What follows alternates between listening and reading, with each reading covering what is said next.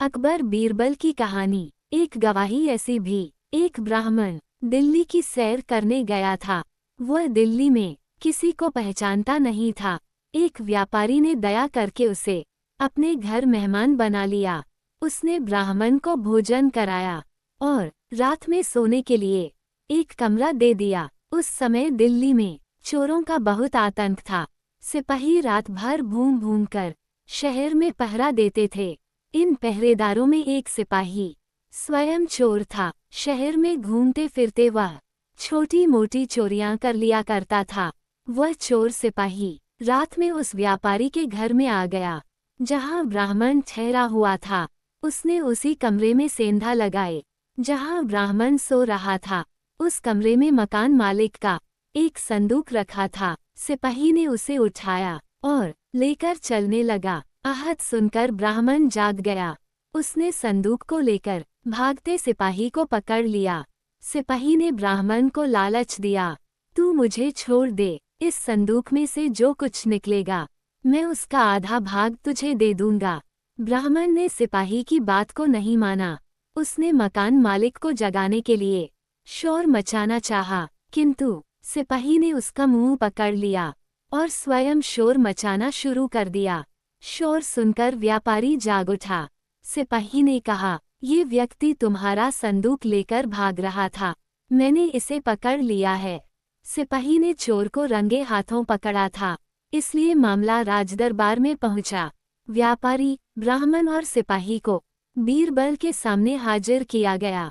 बीरबल ने सबसे पहले अपने एक विश्वासपात्र व्यक्ति को अपने पास बुलाया। उन्होंने उसके कान में कुछ कहा और उसे बाहर भेज दिया। इसके बाद उन्होंने सिपाही और ब्राह्मण को अपने पास बुलाया और दोनों से पूछताछ करने लगे।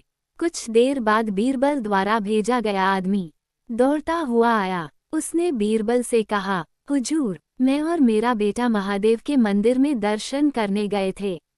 मंदिर से बाहर निकलते समय मेरा बेटा बेहोश हो गया और वहीं गिर गया। उसे वहां से उठाकर हकीम के पास ले जाना है। क्या आप इसके लिए मुझे 2 आदमी देंगे? बीरबल ने कहा, तुम यहीं खड़े रहो, मुझे तुमसे जरूरी काम है। इस सिपाही और ब्राह्मण को मंदिर भेज रहा हूँ, ये तुम्हारे बेटे को मंदिर से उठाकर यहाँ ले आएंगे। ब्राह्मण और सिपाही मंदिर में पहुँचे। उन्होंने वहाँ बेहोश पड़े लड़के को उठा लिया। रास्ते में ब्राह्मण ने सिपाही से कहा, तुमने ही उस व्यापारी के घर में सेंध लगाई थी, तुम ही संदूक लेकर भाग रहे थे। मैंने तुम्हें चोरी करने से रोका था, तुमने झूठ बोलकर मुझे चोरी के अपराध में क्यों फंसा दिया था? सिपाही बोला, मैंने चोरी के माल में से आधा भाग तुम्हें देने के लिए कहा था, फिर भी तुम नहीं माने। अब इसकी सजा तुम्हें भोगनी पड़ेगी। ब्राह्मण और सिपाही दोनों दरबार में पहुँचे। बीरबल ने सिपाही और ब्राह्मण को सच सच बताने का आदेश दिया। दोनों चोरी का अपराध एक दूसरे पर लगाते रहे। बीरबल ने कहा, यदि तुम दोनों इसी तरह बोलते रहे तो मैं चोर को कैसे खोज पाऊंगा? बीरबल का प्रश्न सुनकर बेहोश पड़ा लड़का उठ खड़ा हुआ। उसने बीरबल से कहा, श्रीमान, ये सिपाही ही असली चोर है।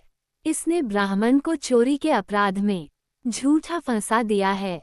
इसके बाद उसने सिपाही और ब्राह्मण के बीच हुई बातचीत को सुना दिया। बीरबल ने ब्राह्मण को आदरपूर्वक छोड़ दिया और सिपाही को जेल भेज दिया गया।